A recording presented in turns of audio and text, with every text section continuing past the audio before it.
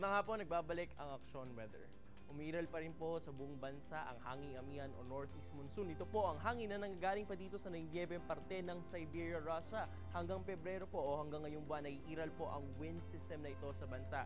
Habang umiral po ang hanging amihan, hindi po magkakaroon ng malakas na bagyo sa bansa bagamat magiging makulimlim at maambon. Sa katunayan nga po, sa buong Metro Manila ay nakaranas tayo ng makulimlim na panahon ng ilang araw at magtutuloy-tuloy po ito mula bukas hanggang Martes. Isolated rain showers at thunderstorms po ang aasahan natin dito sa hapon po o gabi at kadalasan lamang po ito tatagal ng isang oras. Pero pagdating po ng Biyernes ay makita natin magpapakita po ang haring araw bagamat po magiging makulimlim. Ang temperatura po sa buong kamay nila sa susunod na 7 araw ay maglalaro lamang sa pagitan ng 22 at 32 degrees Celsius. Tignan naman po natin ang magiging lagay ng panahon sa buong bansa.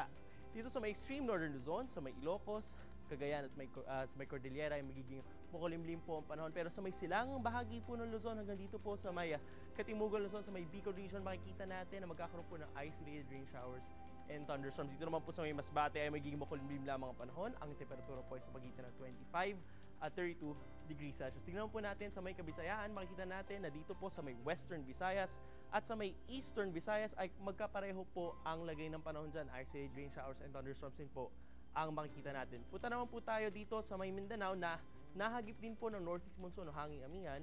Ganon din po magiging lagay ng panahon dito, pero sa Cotabato po ay magiging makulimlim lamang ang panahon. Ang temperatura po ay sa pagitan ng 21 at 33 degrees Celsius. Para sa karagdagan lagay ng panahon, bisitahin lamang ang interaction.com. Magbabalik po ang Action Weather Center, pangalipas ang isang oras. Ako po si Joseph Ubalde. Mula sa News Headquarters ng Pilipinas, Aksyon Weather.